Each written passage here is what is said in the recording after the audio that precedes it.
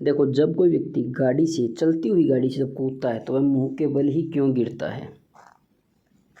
इसका कारण होता है गतिक अवस्था का जड़त्व नियम। अब ये नियम क्या कहलाता है वो देख लो।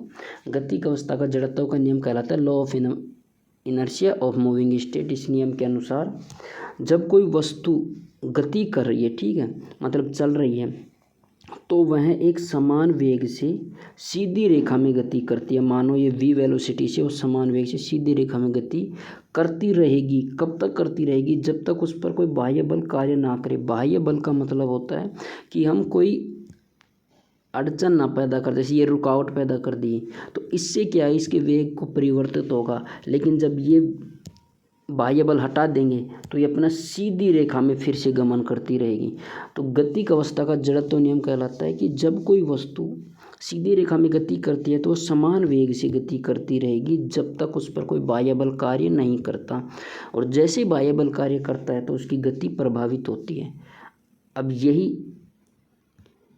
कुछ उदाहरण से समझ लेते हैं। देखो, पहला है कि लंबी कूद में खिलाड़ी कूदने पर, हाँ, लंबी कूद में खिलाड़ी कूदने के पहले तेज रफ्तार से दौड़ता है। सही बात है, कूदने से पहले तेज रफ्तार से दौड़ता हुआ आता है।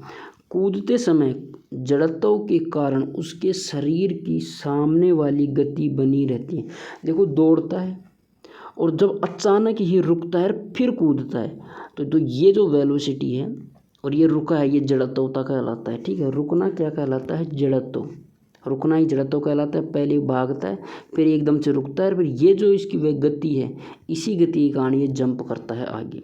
तो यही बोल रहा है, क्या बोल रहा है ये, कि देखो उसके शरीर की सामने वाली गति बनी रहती है, फिर भी गति बनी रहती है। जब वह जड़त्व में भी आ जाता है, रुकता है, अतः वह अधिक दूरी कूदने में सफल होता है। ठीक इसी प्रकार से ब्रेक, तेज रफ्तार से जब कोई गाड़ी चलती है, बस चलती है, तो उसको ब्रेक लगाकर एकाएक रोका जाता, अचानक बस को रोका जाता है तो बस में बैठे यात्री आगे की ओर झुक जाते हैं। क्योंकि देखो, यात्री तो बिल्कुल पहले गाड़ी चली हुई है, आपको बता दूं, जैसे कोई ये कोई गाड़ी है,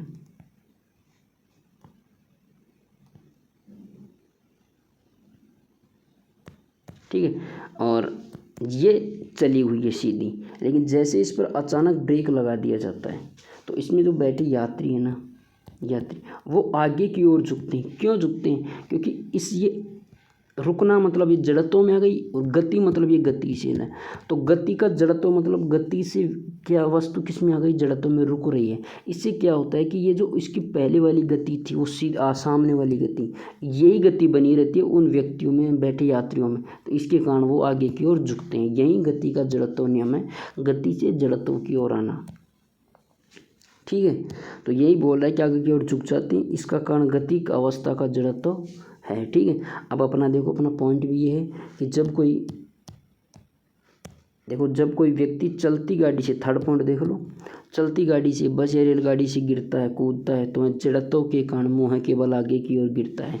सिंपल है, इस नियम को ऐसे समझ लो कि जैसे ही कोई भी व्यक्ति जिस भी वस्तु में बैठा है, अगर वो वस्तु सीधी आगे चल रही है और वो अचानक रुकती है, रुकने का मतलब होता है जड़त्व, अचानक रुकती है तो उसमें बैठा व्यक्ति भी आगे की ओर झुकेगा, क्योंकि जो पहले वाली गति है वो बनी रहती है।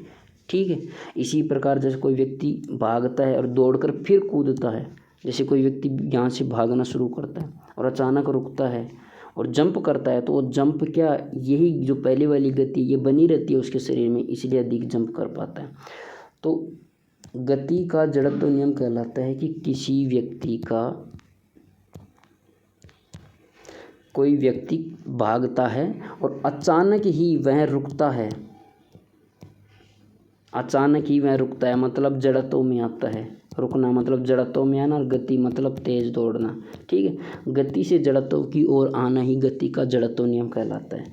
तो अगर आपसे पूछ ले कोई कि हाँ, ये भी याद रख लेना, ये जो तीनों उदाहरण है ना, हाँ इसमें पूछ लेता है, ज़्यादातर ये पूछता है कि ये थर्ड वाला, कि जब अचानक बस ब्रेक लगाती है तो यात्री किस कारण आगे की ओर झुकते हैं, तो यही कारण है। ठीक है, तो ये तीनों एग्जाम्पल याद रख लेना कि गति से जड़त्व की ओर आना, तेज गति से रुकना, रुकने की अवस्था में आना ही क्या होता है, गति अवस्था में जड़त्व। ठीक है।